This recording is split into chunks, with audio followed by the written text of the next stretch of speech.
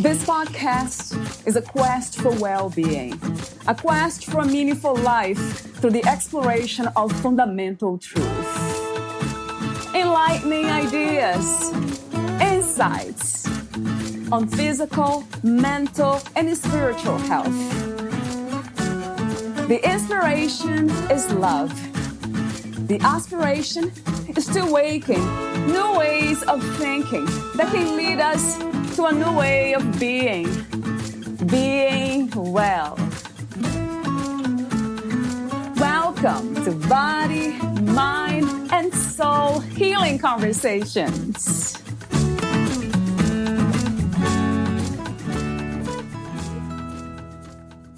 Valeria Teles interviews Karen Trench, the author of Love, Loss, Light, Illuminating the Path Through Grief.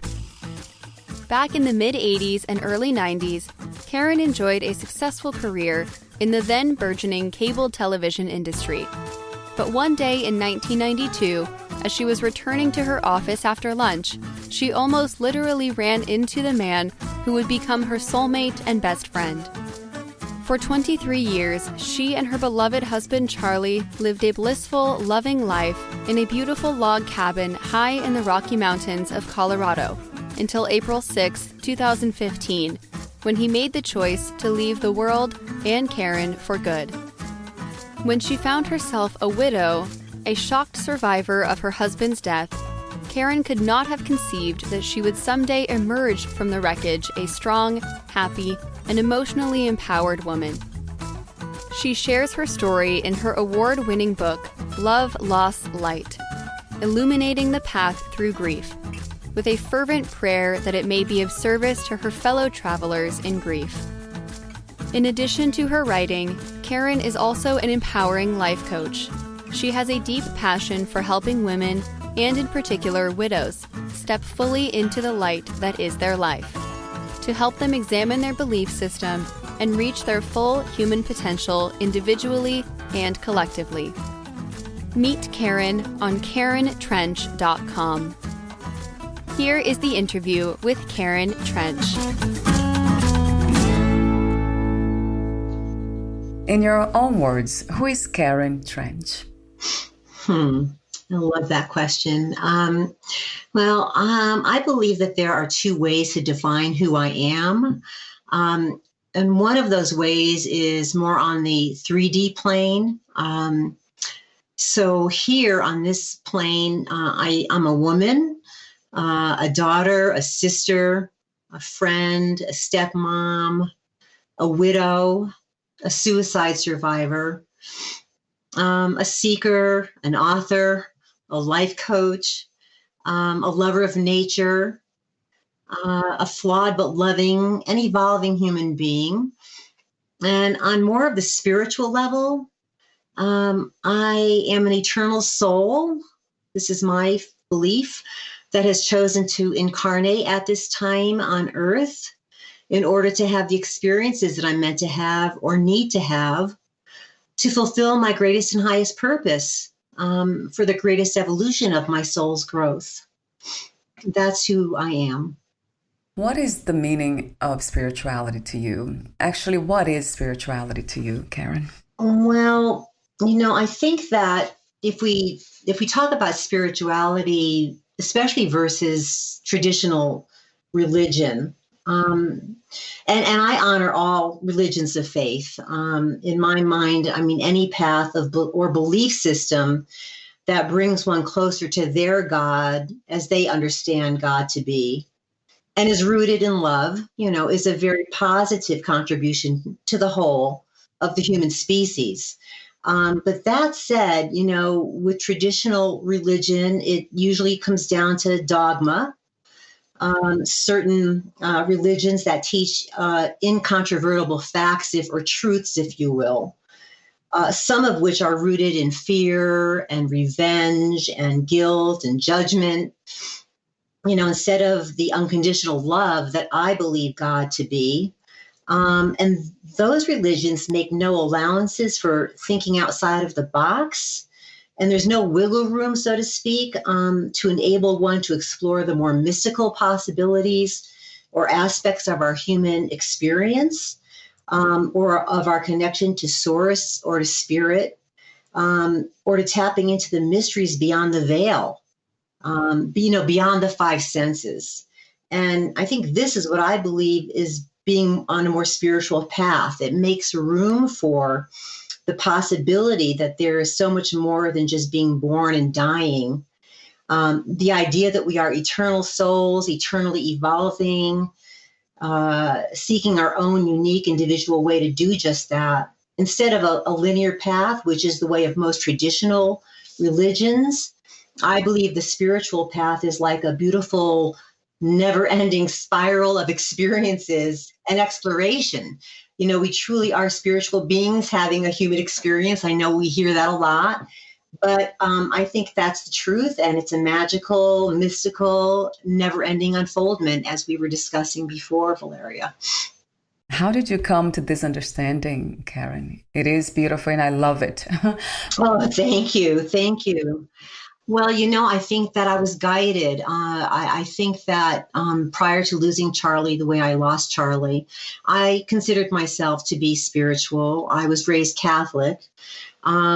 But I was always seeking, if you will, seeking my own truths about my existence, my life here on earth. But it was when he passed that I really got a good, it was the catalyst, if you will, into a deeper spiritual journey for me.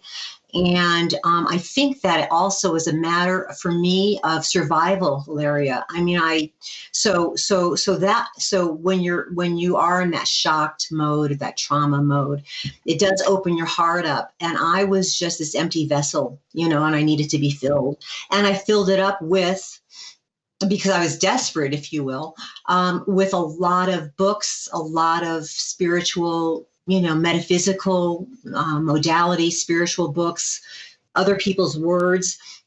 And it formed my ideology, my beliefs. It really punctuated what I had kind of felt before this traumatic event happened to me.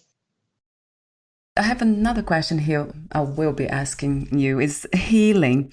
Is there such a thing? What is healing to you, one? And then is there such a thing as being healed? Okay. Well, so I think of healing.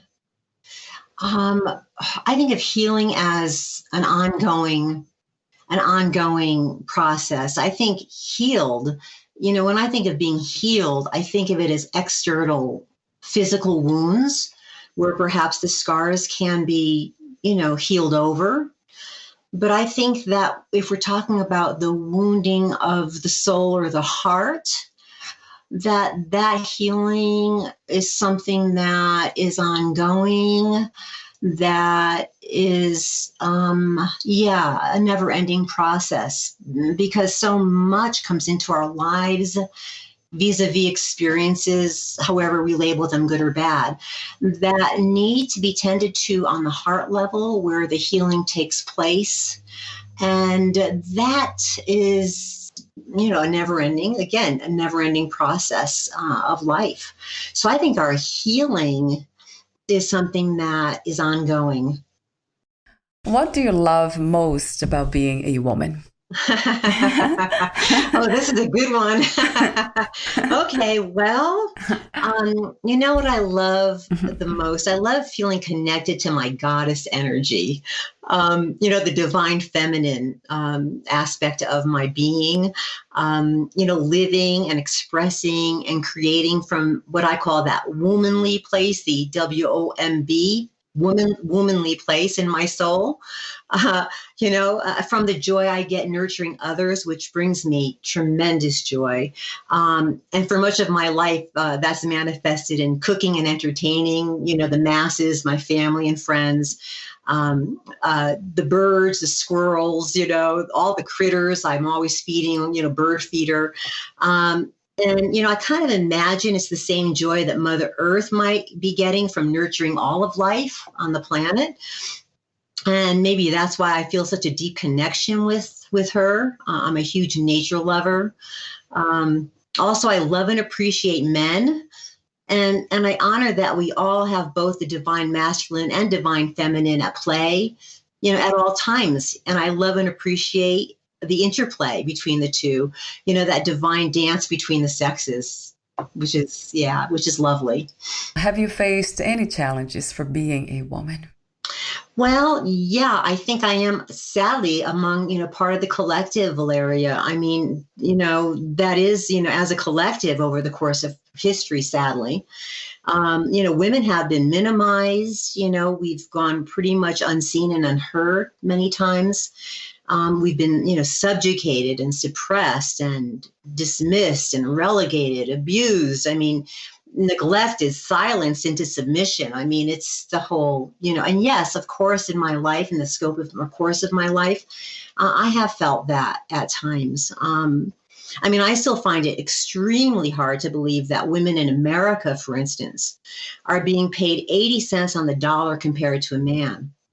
I think it's unconscionable. And I would like to believe, that we're steadily moving away from the historically dominant patriarchal archetype towards the fusing together with the matriarchal, the feminine archetype.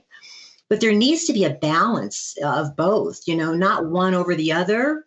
And I think we're finally beginning to experience sort of a paradigm shift, finally, that will bring us closer to striking that balance. At least that's my hope.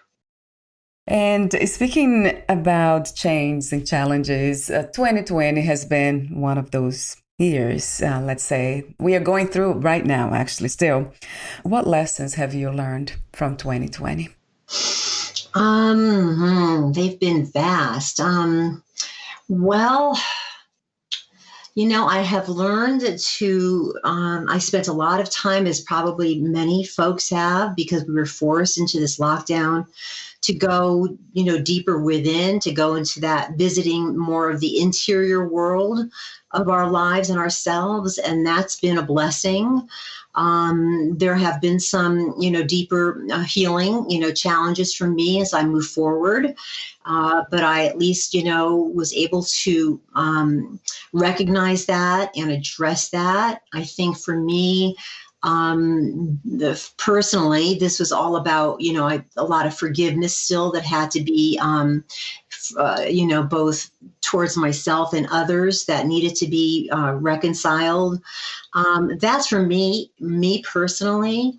But what I saw on a broader scale for the communal or the worldly outlook is that I think that this brought us together in so many ways. I mean, there's such a sense of feeling connected, not only to our neighbors, for instance, or to our friends and family, but really on a global level where we finally come to this recognition that, we're all one, that we're all in this together, and that we need to awaken to this knowing that we need to be more tolerant and less judgmental, and we need to try to understand and honor each other's differences, on all levels, particularly politically and culturally. We need to expand our hearts and our minds to be more all-inclusive and to treat everyone with more love and respect,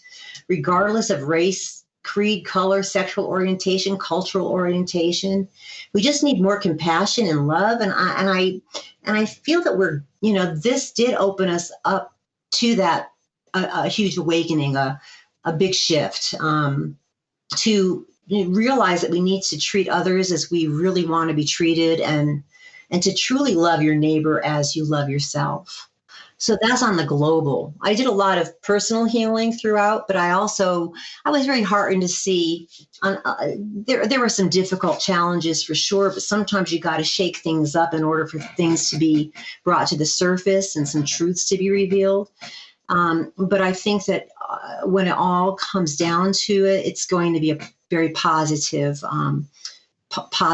in spiritual ways, in a spiritual way.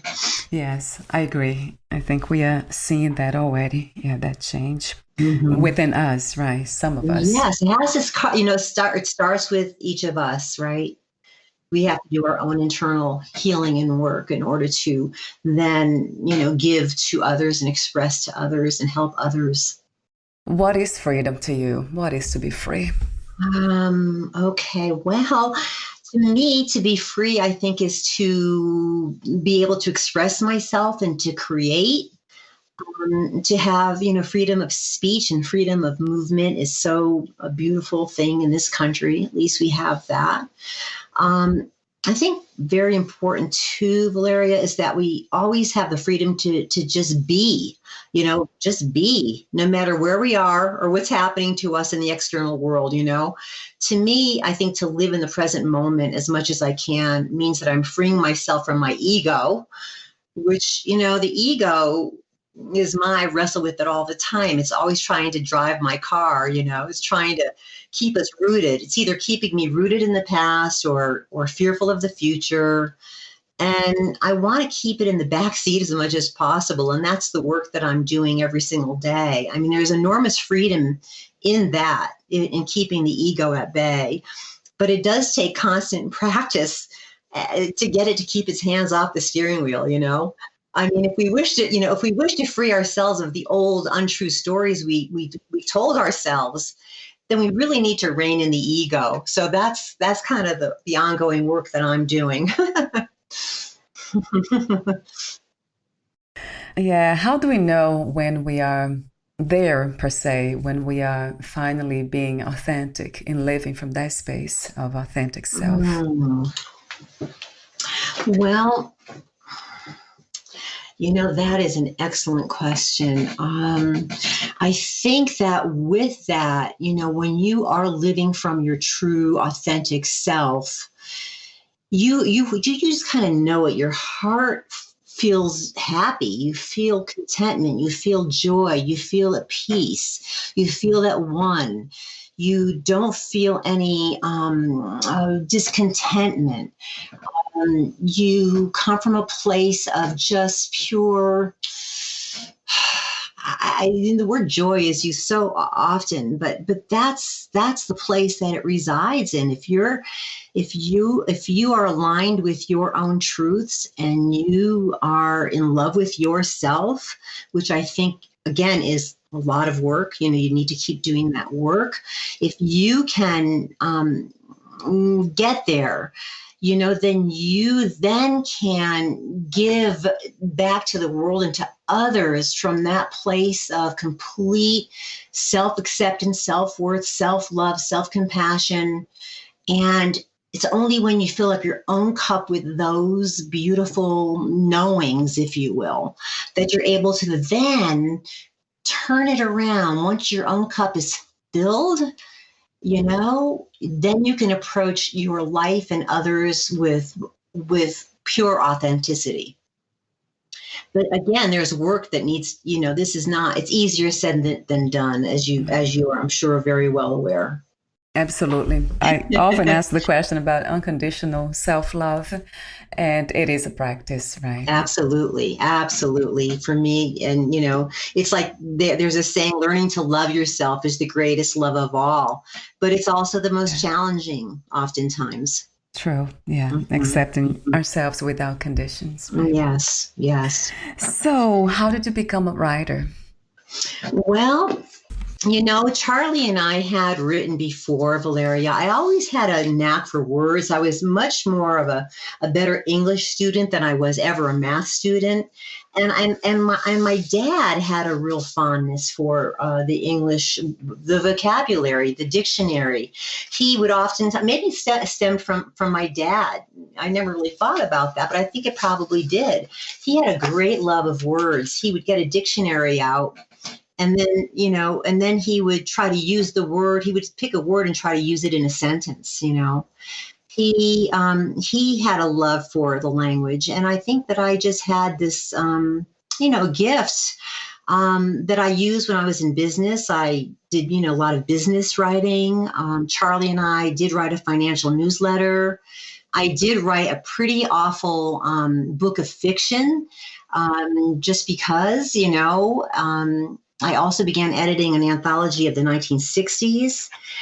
But I always enjoyed it, but it wasn't until Charlie passed, Valeria, that, and I explain this in the book, which I know we'll get to, but I I really felt compelled, and it was through my therapist who brought me to this knowing that I wanted to give something back after Charlie died.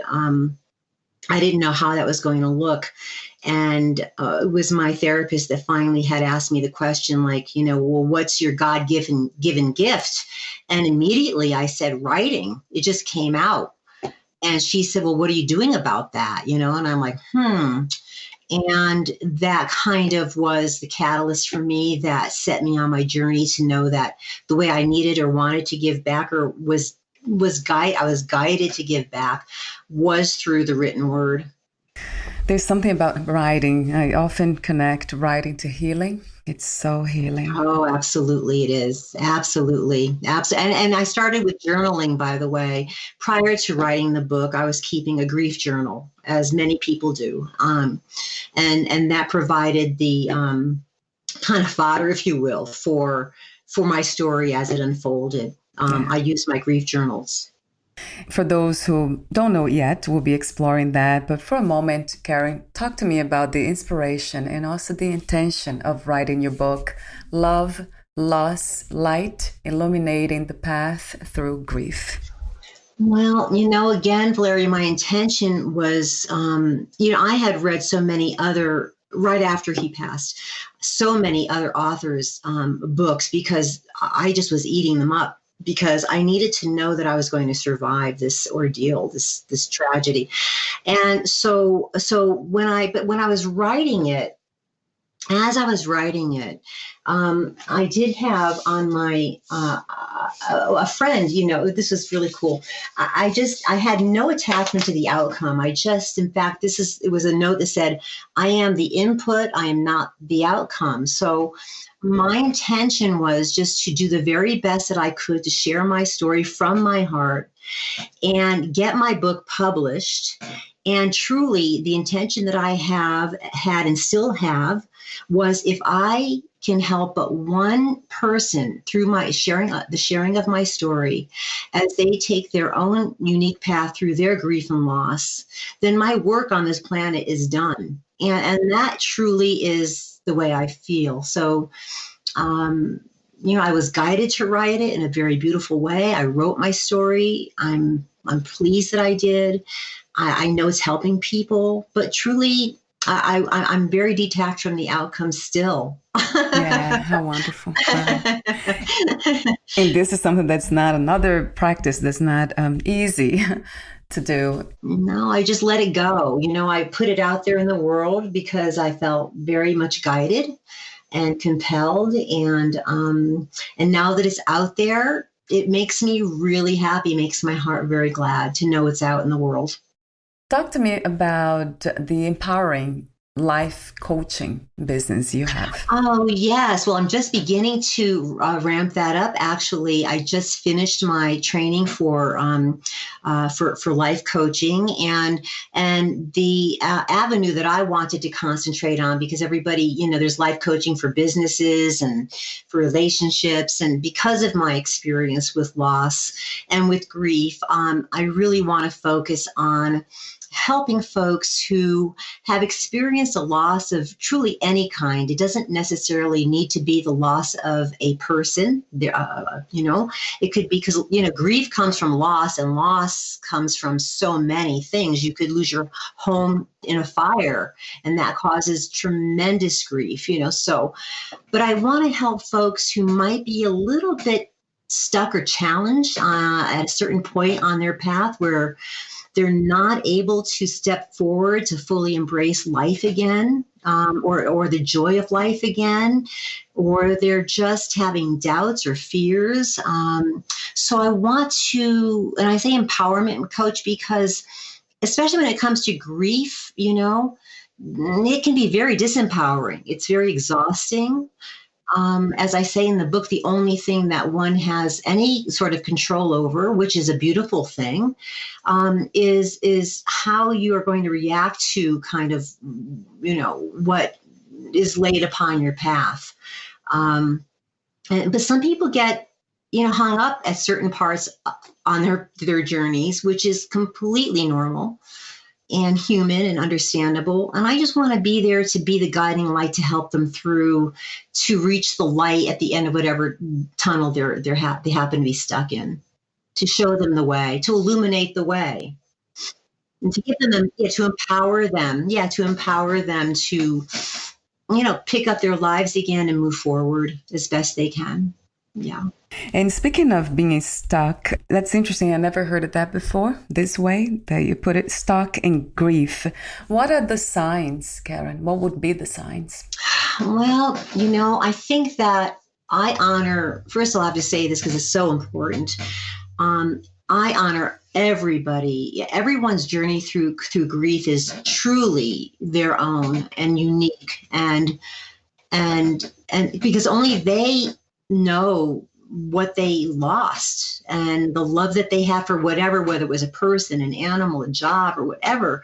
They're the only ones that understand the depth of that. It's unique to them. It's very unique. So their grief journey is completely unique. But oftentimes I think that people can get a little bit lost.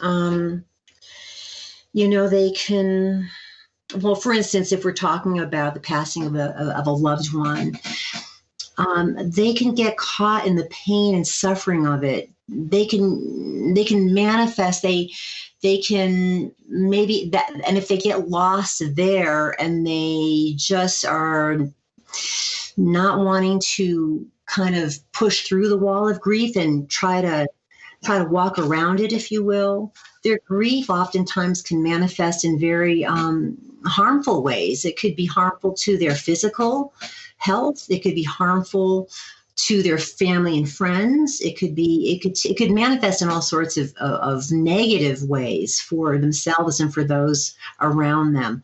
And so those, so that you can get stuck in, and also, your grief can also be kind of a comfort zone. I know that sounds a little bit odd, but, it creates a bubble kind of where you're so in this bubble of grief that all of a sudden your grief starts to feel comfortable, and which is an interesting phenomenon. It did happen to me, but and I think it happens to a lot of people where we get stuck in the bubble. We get stuck in the comfort zone. We don't want to move forward because it feels kind of okay to be where we're at, and we don't even know how to move forward.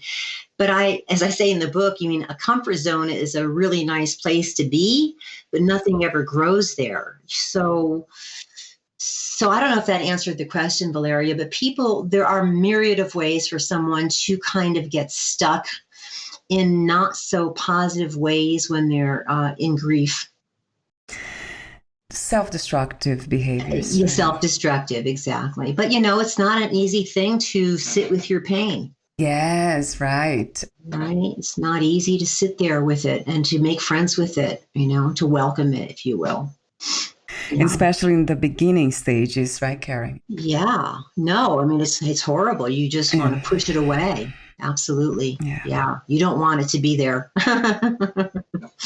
In a way, is very natural for us human beings to do that. Just lean toward the comfortable, the happy, right? The feeling good. Oh, absolutely. Yes, of course, and that's another thing that, of course, is a choice. You get to choose, how you want to deal with it. But some people stuff their pain and their agony and their suffering so far down, and they never quite deal with it. And they put on a front, if you will, that everything's okay, when truly everything is falling apart. But because they don't want to feel bad, because our tendency as humans is, you're right, we always want to feel good. And we tend towards those things that make us feel okay. To be honest with you, it sucks to go to that place of pain and dire, like absolute abject, suffering. You talk about a book that you came across that became a Bible for you. The Grieving Mindfully by, I think it's Samit M. Kumar. Yes. Mm-hmm. Yeah. Yeah, talk to me about that book, how you discovered that book, and what you have learned from it. Well, I bless Dr. Kumar. What a beautiful human being he is. He is a Buddhist himself. He is a healer. He's a doctor. He works with cancer patients and their families who are looking at the end of life. So he does a lot of grief work, but he was brought to me through, I started to learn about mindfulness practice from a series that it's called the Great Courses. People out there, your listeners may be very much, they might know about Great Courses. A flyer came into my mailbox and there was one about mindfulness practice, and one of the tapes had to do with grief. And this was at the very beginning stages of my grief process and journey. And I learned about sitting, again, as we were talking about, sitting with my grief, sitting in the moment, being in the moment with it, being present with it, through these tapes that I was listening to. And then somehow I was guided on Amazon. You know, I was ordering books constantly about grief and loss, and I came across Dr. Kumar's and the Grieving Mindfully. And I just ordered it, kind of in tandem with listening to these wonderful tapes on mindfulness practice. And everything he said in that book, Valeria, oh my goodness, I could understand of, treating everything with equanimity, for instance, however it comes to you in your life, whether we label it good or bad, because we just label, as humans, we do that. However it comes to you, whatever experience you're having, approach it with complete equanimity and mindfulness. And if you breathe into it and in the moment and stay there present, that one moment leads into the next, and into the next. And you're treating it with balance. You're not labeling it good or bad. You're just experiencing it. And you're allowing for the experience. You're allowing to feel whatever way it is you're feeling, whatever that looks like, whatever, you just allow. And you just don't resist. You surrender to it. You just open your arms and say, go with the flow, take me along, keep me in this moment, because if I can reside here in each moment as it unfolds, that will move me forward in my grief journey in a very healthy, beautiful way. From my experience too, the secret in a way, stay in the moment. And the meditation is one of the gateways, maybe one of the doors to that practice. Yes, I agree with that. Yes, it's very important. I do meditate as much as I possibly can. I do my, daily spiritual readings, and again, it's a practice to stay in the moment. It's not easy. But let me tell you, Dr. Kumar, I can't say enough about his book. For me, was the go-to of the 40 books that I have read, and I've subsequently read even more. His was when I was, desperate and on my knees and having those moments of just complete abject misery. I would pick up that book and it would bring me back to the present moment, reminder, and I would read his words and I would just be able to breathe through it, whatever I was experiencing. Would you say it's a great book for the beginning stages of grief, if there are such a thing as stages? Do you believe that? Yes. Well, yes. I mean, Elizabeth Kubler-Ross was, famous for talking about, I believe, the 7 stages of grief. I mean, for me, I think that there are, maybe 2 stages. One being the acute stages, which is the beginning parts. And the beginning for somebody could be a whole year or 2, Acute grief can last a long, long time. And then I think that it does, over time, become what I refer to as subtle grief. And maybe I got that from Dr. Kumar's book. I do believe that that's how he identifies it. So for those people in acute grief, I think it's a great book for anybody who's just in grief, period, or who is struggling with a loss of any kind. It doesn't have to be, like I said, the death of a loved one. It could be just having experienced a profound loss of some kind that you're trying to grapple with and that you just need to make some sense of. Again, I think that his mindfulness practice, his Buddhist, philosophies, which, again, it's a equanimity and, the Four Noble Truths, and, there is suffering in life, but that we, can work through it to the end, So there are stages. I think it's good for anybody who's in any, whatever, how you want to identify the stages of your grief. It's not about a specific time, right? It doesn't have any specific duration. Absolutely. That is so important for everyone. Of course, grief has no timeline at all. It's a spiral, it's not a fluid line.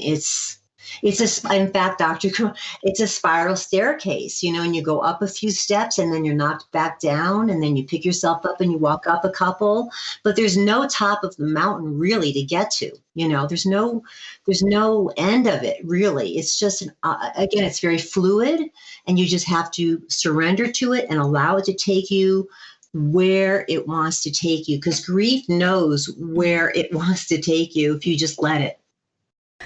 I love that, Karen. So grief is trying to take you somewhere, right? So allowing yourself. Yes, and it has so much to teach you if you just allow it. If you just allow. So it's again, so much about my particular journey was about allowance, acceptance, and surrender. I think I indicate in the book, and maybe I shared with you, Valeria, I had all these affirmations on my refrigerator that I would just type up and hang.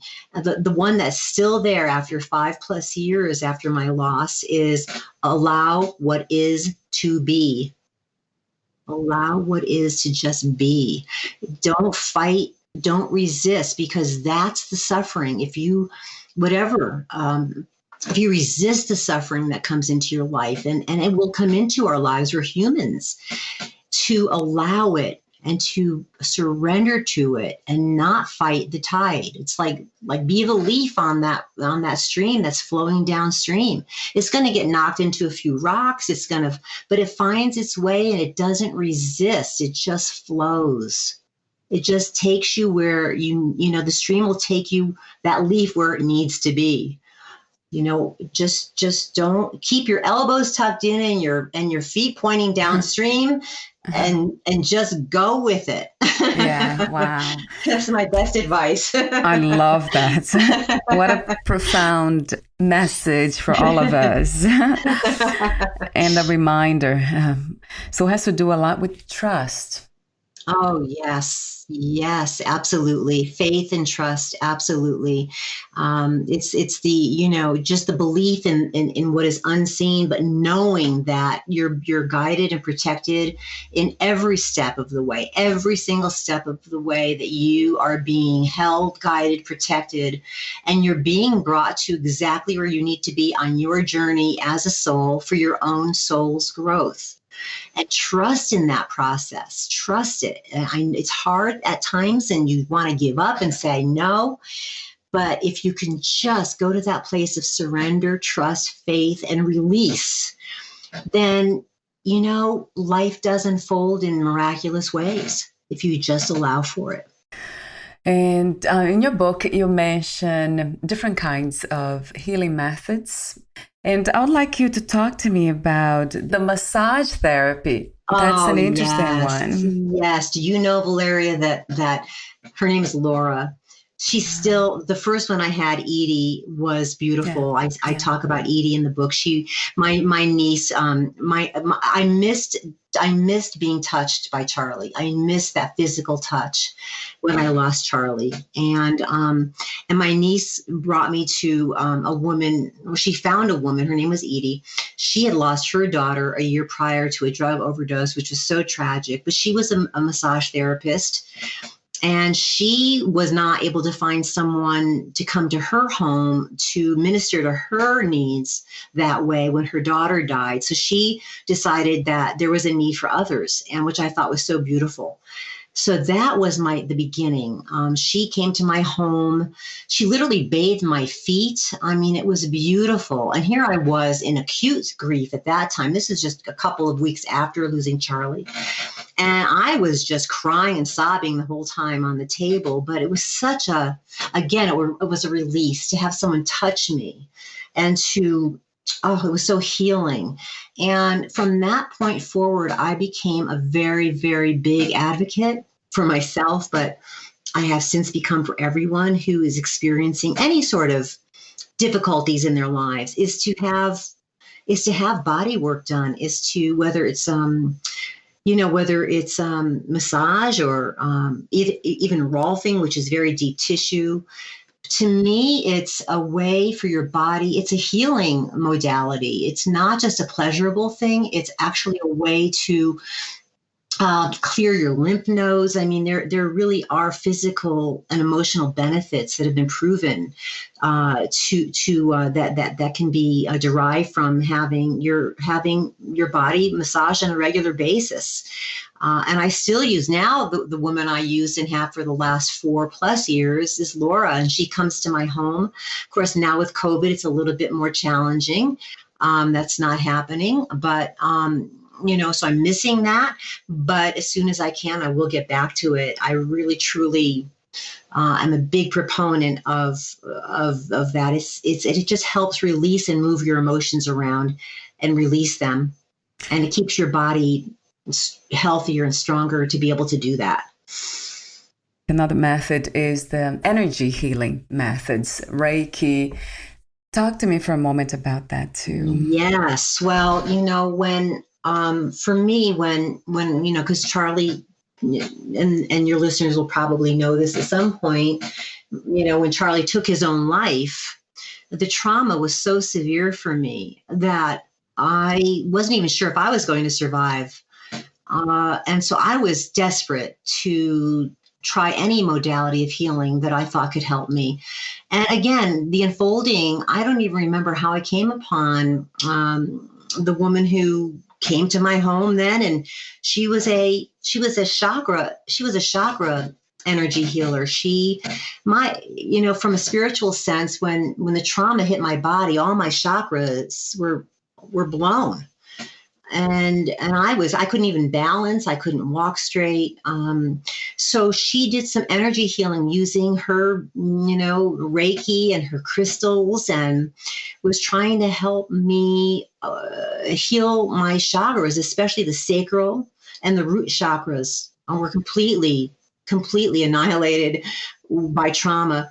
And so I used energy healing for quite a while to help me gain my balance and to move my energy around and start opening up my chakra energies again, because they were completely shut down, completely. So that was a beautiful experience for me. And I'm also a big proponent of energy healing. I've done that quite a bit since Charlie passed. And you still recommend that, right, Karen? Absolutely. It's a beautiful modality. It works. I don't know much about how, but I trust, again, I have faith that these healers come to you and they have their gifts of healing that, again, if you but allow it, that you can gain tremendous benefit from it. And I have, and I'm very, very blessed and grateful for that. And another interesting experience you had was with Trisha McKinnon. Oh, yes, Trisha. Your listeners may want to look up her books. She's an amazing channeler, an angel person, and she channels angels. She's an intuitive. She's incredible.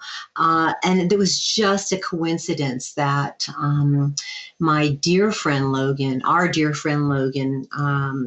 who lives in Boulder. He married Charlie and I. He was Charlie's best friend and one of my dearest and best friends.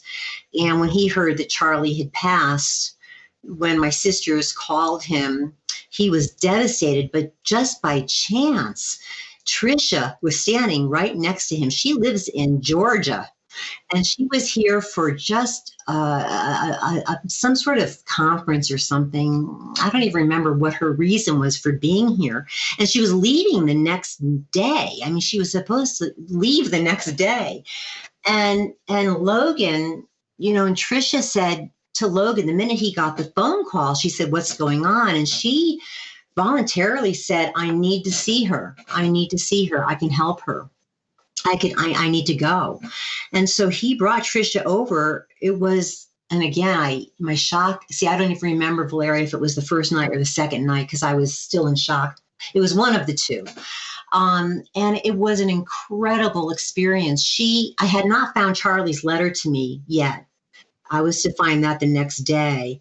And Trisha came right up to me and was just telling me, she channeled Charlie and was just telling me things that she could not possibly know at all.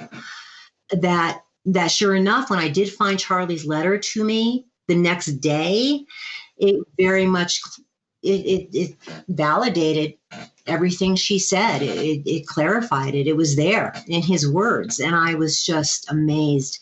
She was a beautiful light. She helped all of us that night because a lot of people were angry with Charlie. She helped us channel his energy to help him move to the other side in a beautiful way, to help him go into the light. She assuaged a lot of the anger in the room. She was a very calming and loving force for everybody, but especially me. And I think that it was a miracle because she left the next day to go back to Georgia. So it was a timing issue. And I think she was the beginning. The unfolding of that was just the beginning of the way my whole journey began to unfold after that. It was a beautiful unfolding for me on a very spiritual and deep level. Do you also recommend that we consult with a clairvoyant or intuitive psychic medium? Again, I think that we have to, as humans, be aware that there is so much more there's so much that we don't understand or know. There's so many beautiful mysteries of life that are either here in the spiritual realm, but they come from beyond the veil, but they're very present. They're very close. And all we have to do is tune in because they're here to guide us. They're here as beautiful beings of light to guide us on our way. And there are human beings who are gifted by the source, the one, God, whomever, to aid us in being more connected to that side, that part of our spiritual, the spiritual presences. And so I'm, again, a very big believer that there are beautiful healers that use mediumship or channeling to help us on our journeys, to guide us along the way, because there's so much we can't figure out for ourselves. And I'm looking for as much guidance as I can get as I'm experiencing this human experience. You call the blessings of others. Oh, the blessing of others. Yes. We need to have the blessing, the support group of however that looks for people. Some people sadly don't have, others to comfort them. Maybe they're alone. Maybe they have no family, but there are ways, there are many grief support groups out there that I talk about in the book, even online support. A person doesn't have to shoulder their grief alone, again, unless they choose to, which is a choice, and that's fine, because there are so many people out in the world that want to help if you just find them and ask. But for me, I think that I relied a lot on other people to help shoulder my pain and my suffering and to bolster me. And I'm so blessed that I was guided to the people, and that I have those people in my life that were able to do that for me. I don't know what I would have done truly without all of them, every single one. Mm-hmm. Something that caught my attention, I thought it was extremely beautiful, is in the blessings of patience. May you come to know grief not as your enemy, but as a guide. I'm paraphrasing, I guess. Oh, thank you. There, you talk about triggers and frustration. So, talk to me for a moment about that. How, in the process, grieving, how did they learn to become more patient in facing triggers? Yes. Well, again, it's a matter of just allowing. You probably know what those triggers are going to be before they even happen, oftentimes, although that's not always the case. That's easier with anniversaries, birthdays, the day of death. Those that we anticipate are coming, and that we can prepare a little bit more for those. It's the ones that you're not prepared for so much, like hearing a song, on the radio that just takes you right back or takes you to your knees. Or in my case, it was, just not even thinking, going to the grocery store and reaching for Charlie's favorite ice cream. And then realizing that he wasn't there, and I had to leave the store. So, the grief, the triggers are a part of the grief process. They're not something that you can avoid, nor should you want to. They are reminders, constant reminders that your loved one is no longer with you in the physical. And again, I think it's a matter of just recognizing that this is going to happen and love yourself through them. Shine the light of self-love and compassion on however it is you react to them, however that looks, and whether it's in front of people who don't have a clue. Because one minute you can be fine, and all of a sudden another second you could get a trigger. Somebody could trigger you and they're like, what? You could be a puddle on the floor. And if that's what happens, then you just allow yourself to be a puddle on the floor. There's no right or wrong way to work through a trigger. You just go with what you're feeling, and just honor it, and say welcome it. We're not welcoming these moments of pain and suffering, but they're just part of the journey that you really can't escape. And it's, again, they don't go away. I don't think, for me, that I'll ever be able to, the holidays will always be different for me. His birthday will always be different for me. The day of his death will always be a reminder. They don't just disappear, but you just allow and just and go again. It's that leave. Go with the flow. Just don't resist it, and allow yourself to feel and push through it and honor it. And it's all okay, and you'll get through it, and you'll be able to stand up again, and you'll be able to walk forward again. It'll knock you down for maybe a little bit, but as time goes on, it doesn't keep you down as long as it does the first year or two. So it is still a challenge to open up and surrender and trust in the first year, you would say, right, Karen? Wow. Yes, Valeria. I think the first year, of course, it's all of those, all of those dates, right? All of the, what do you call it's like a year. It's like everything's like, okay, his birthday's coming up. Okay. Now it's, my birthday's coming up and he's not here. And now it's, this our anniversary and he's not here. And you're almost like marking your calendars, like anticipating these monumental dates where they're going to be such a reminder, sadly, that your loved one is no longer with you. But again, you just process it and feel it and allow yourself to feel whatever it is you feel and be good with it. There's no right or wrong way. It's all part of the process, and it's all okay. Do you had any experiences, or you have now, of feeling Charlie's energies around you? Yeah, it's interesting. I can go for long periods where I wonder where he is. It's like, what's going on? And then all of a sudden, and I don't even know how or why or when, but then I feel him very, very strongly. Maybe it's a coincidence that Dia de los Muertos just passed by, where they celebrate the dead, and I put an altar up, and put, pictures and, actually I didn't have a lot of pictures, but I listed everyone's names who had passed in my life, all those precious people, including Charlie. And somehow his spirit, his energy came through. And I think it's still with me the veil is thin and he came through, Valeria. And I think he's still with me today.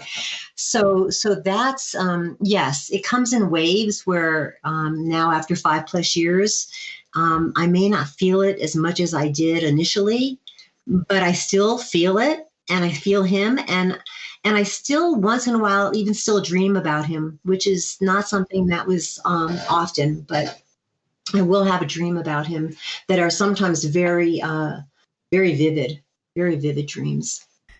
Wow, that dance, of life, right? Yeah, the connection that soul connection is never, ever broken. The love doesn't go anywhere, it's always there. And he may not be here in the physical world, but he's always here. He's here in my heart always and for eternity. So there is still the bond. The connection never goes away with anybody that we love who passes. They're here. They're very close by. We just can't see them. Yeah, right. Where would they go? Right. Yeah, they're not very far away. True. I love what you said in your book too. You said it is our love that leads us to grief, but it is our grief that leads us back to love. How beautiful. What is the best way from your experience to support someone who is grieving, who is in grief? The very best way, the very, very best way, in my experience, is just to ask the person if you can sit with them. Well, again, this is all, not in a COVID world, but if you can physically sit with somebody, if you can just ask them, what can I do for you right in this moment? Is there anything that I can do?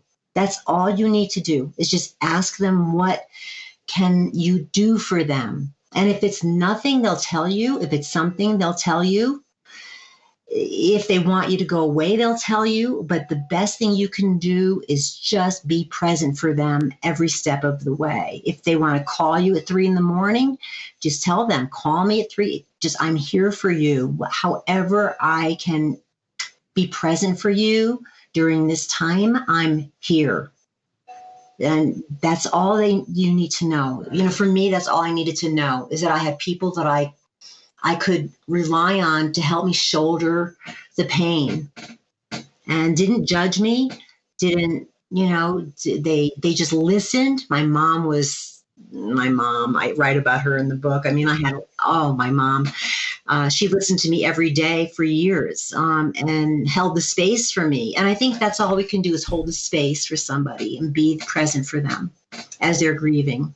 And keep asking that question, right? Yeah, just always. And knowing, because it's, again, not linear. They're going to have, this could be years. I still have friends saying, how are you making out? They know the holidays or whatever, or if I have to tell a friend, hey, I'm really, I'm struggling, I'm having a resurgence of grief. It's just coming back around, and they'll say, well, let's talk about it. It's just to be present for someone, because it's not like there's a beginning and an end to grief. That's not the way our grieving works at all. It's a spiral. It's a spiral, an ongoing spiral. So somehow it changes, transforms, but it doesn't really go away. No, exactly. It never goes away. It just you transmute it, and it's transformative, because it does transform you. But no, you never really. Again, there's no, like I say in the book, there's no reward. There's no, at the finish line where you cross the finish line and somebody goes, okay, Karen, well, you did great. Here's your gold medal. That's not the way of grief and grieving. It's a very fluid experience, and it's, it's an unfolding, and it's just something that as a human being, that is going to, you can't have love without loss, and you can't have loss without love. They're interchanged, they're connected, they're symbiotic.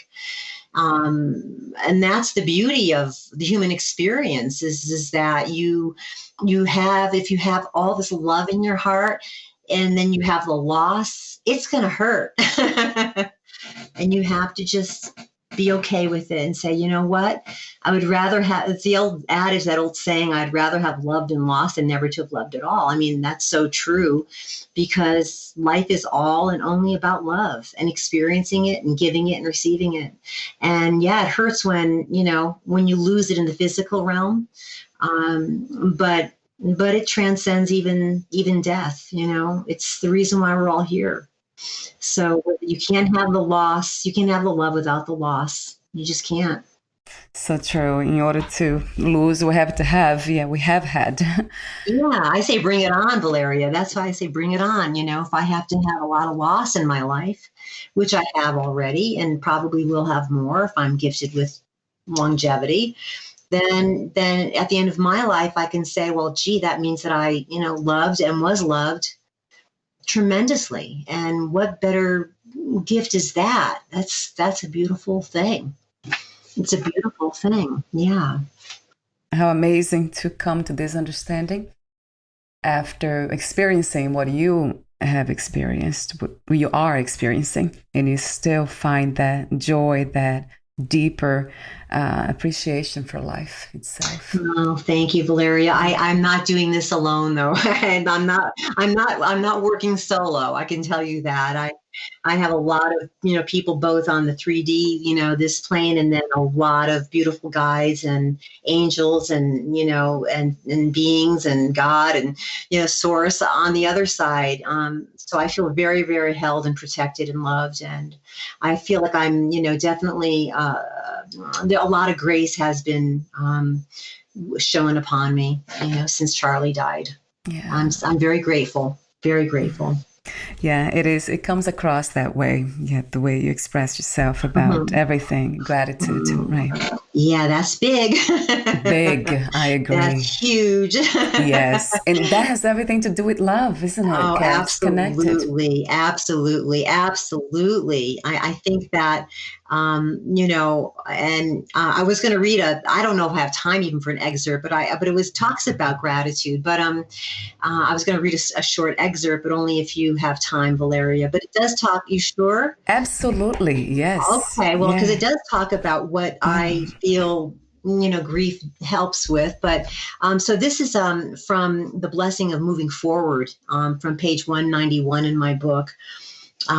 So here we go. It's one day we wounded warriors will return from our dark days in exile. We will have grown tired and weary with fatigue after a long and mighty battle, and we will leave this battle behind. What we will carry forward in our hearts is the reason we fought in the first place. We will carry our undying love for the one who has died, for them and for all who went before them, and to all who will come after. We will return home a different person than the one who'd set off to war. Our time away in the interior world will have imbued within us greater wisdom, courage, forgiveness, acceptance, allowance, and gratitude, and far more love and compassion for ourselves, for others, and for our world than we ever dreamed possible. We will reach for that light, and we will turn it on, and we will bask once again in the glory of life. How wonderful. Your book is incredibly beautiful in so many ways. Oh, you gave me chills. Thank you so very much. That means everything to me. Thank you. Again, that is, this is when I get chills, I know it was all divinely inspired. It flowed through me. It came out of me. It was a divine intervention, if you will, or a divine hand was at work here. Thank you. And I love the way you formatted the book too, the blessings of surrender, silence, nature, forgiveness, all these. Just by reading those lines, it just uplifts the soul. It's incredibly inspiring. Oh, thank you. Thank you. My work, like I said, I feel like my work here is really done. I feel like there's a completion to this, and it's a beautiful feeling, and that it honors Charlie in such a way, and it makes his loss mean so much more, just so much more. That it's a way of giving back. It's giving back. after loss. Yeah. That's wonderful. That's I call the legacy of the soul, right? That is Wow, that's beautiful. I love that, Valeria. Yeah, the legacy. This is Charlie's legacy. Yeah. that's how we know the mystery of life, the behind the scenes. We don't see the other side, but it's here now doing the work, right? Absolutely. Oh, there's no doubt. Absolutely. And if I didn't believe that, if I didn't have that knowing almost instantaneously after he passed, I don't know if I would have been able to get up off that floor, Valeria, that day. I don't know if I would have. So this is what keeps me strong, and to try to be centered and balanced and grounded is my spiritual practice. I don't know what I would do without it. So I have a few more questions for you. Two more questions, Karen. Before that, would you like to add anything or read another poem or another passage? Well, let me see here. I could read another passage really fast. It doesn't have to be fast. Oh, okay. Thank you. I just want to see what chapter. This is from The Blessing of Acceptance. Yeah. Okay. So here we go. Grief tears us apart so that we can recreate ourselves. But the person we create is entirely up to us. We, all of us, are the choices we make.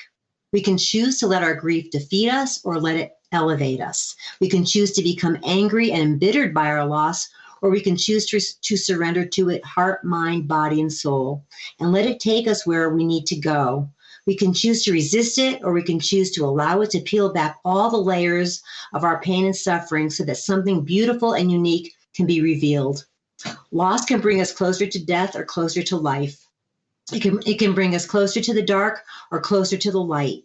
It can vanquish us or resurrect us. It is our choice every step of the way. If you knew you would die soon, meaning losing the body yourself, would you make any change in your life or do anything in a different way? My initial reaction to that is to say no, because my true belief is that my life, as I believe all lives, unfold exactly how they are meant to unfold every single step of the way. So for me to have any notion that I'd want to go back and correct something or guide it in a different direction or have made different choices than the ones that I have made to get me into this present moment right now as I am speaking these words to you, Valeria. No, I am content. I am in the knowing that I am exactly where I am supposed to be right now, and that everything leading up to this moment is exactly what was supposed to happen to get me here. And my last question is, what are 3 things about life you know for sure as of now? Well, again, I think that I know life for sure is a gift. I think that it's a treasure trove of experiences that are meant to be had for the evolution of the soul, and that life is always and only about love, the giving of and the receiving of. That's it. Thank you so much, Karen. Thank you for Valeria, thank you. Your presence, beautiful presence, your wisdom, message, your work, your amazing book. I'm in love with your book. I have to go back again. I loved reading your book. I only read one of them so far, but Fit for Joy. Your journey was so fascinating and also challenging, Valeria. Yes. So thank you for your gift, all the gifts that you're bringing to the world. I have one more technical question. Where can we find more information about you, your books, products, services, and future projects? Okay, well, you can find me at www.karentrench.com, and that'll take you to my book website. My coaching website is in progress. But that said, I am available to coach. I just don't have everything set up logistically or technically yet.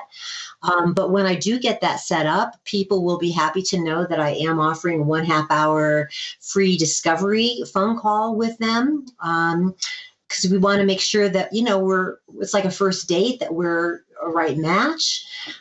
So if anybody is interested in that right now, they can reach me at either my email through my book website, which is KarenTrench.com, or they can email me at Karen Trench, my name, KarenTrench 0512, it's actually 0512 at outlook.com. And they could just reach me that way to find out more about my empowerment coaching through loss. Once you have that set up, we have the coaching information, please send it to me too. Oh, I will, Valeria. Thank you so much. Yeah, I expect to have that within the next couple of weeks. So I'm writing it myself, and I have my marketer doing the layout. So we're close. We're very close. So I'm excited about offering that service to folks. I feel guided to be, that's the next step. I have not been guided yet to write another book, but I feel that there is one definitely in me. I just need to wait to know what I'm supposed to be giving to the world in my next book. So I'm waiting. I'm waiting to hear. Yeah, I love the way you say that, guided, right? Waiting to be guided. Waiting to be guided, Beautiful. Yeah. Thank you so much again, Karen, and we'll talk soon. Thank you so much, Valeria. It was such an honor and a pleasure. Thank you. Bye for now. Bye-bye. Thank you for listening. To learn more about Karen Trench and her work, please visit KarenTrench.com. To learn more about this podcast, please visit fitforjoy.org/podcast. Thank you again for listening, and bye for now.